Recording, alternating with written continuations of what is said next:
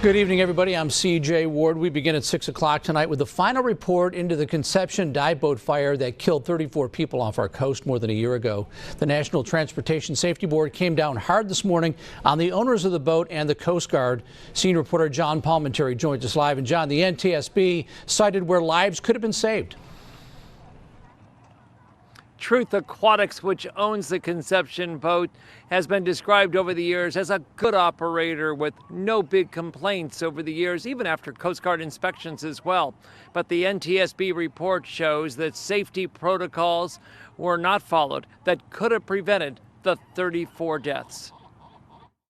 The focus should be on that conditions were present that allowed the fire to go undetected and to grow to a point where it prevented an evacuation. The National Transportation Safety Board came down hard on the operators of the Santa Barbara-based Conception dive boat, Truth Aquatics, and the United States Coast Guard for many conditions that it said led to the death of a crew member and 33 passengers in September of last year. The early morning fire occurred in waters off Santa Cruz Island, and the remaining 5 crew members could not save anyone in peril. For months, a preliminary investigation and interviews focused on the cluster of chargers and power strips in use as a possible cause, but that could not officially be determined.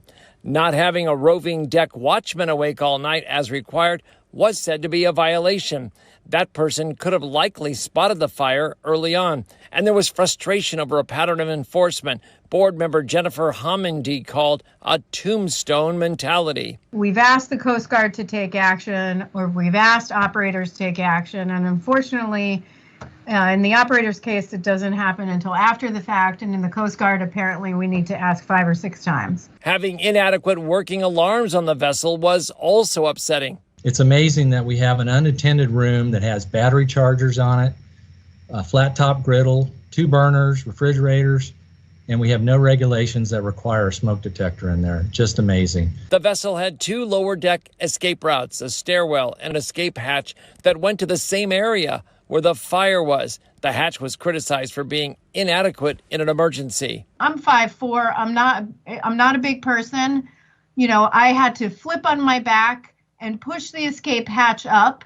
Another NTSB staffer, Eric Strickland, was with me. He's a foot taller than me. It's not an easy to escape area. The board said the Coast Guard did not do enough inspections at night to see if vessels had someone on watch, and other safety management protocols were not implemented in a timely way. The Congress mandated that 10 years ago. The NTSB recommended it 8 years ago. It's past time to act. There's already been legal action linked to this fatal fire. And one thing we learned today, because of that legal action taking place over the last several months, the National Transportation Safety Board, as part of their investigation, could not get some of the crew members to completely complete the investigation and tell all of their story. That was held back by the legal investigation that's going on the criminal side. Reporting live at the Santa Barbara Harbor this evening, I'm News Channel reporter John Palmentary.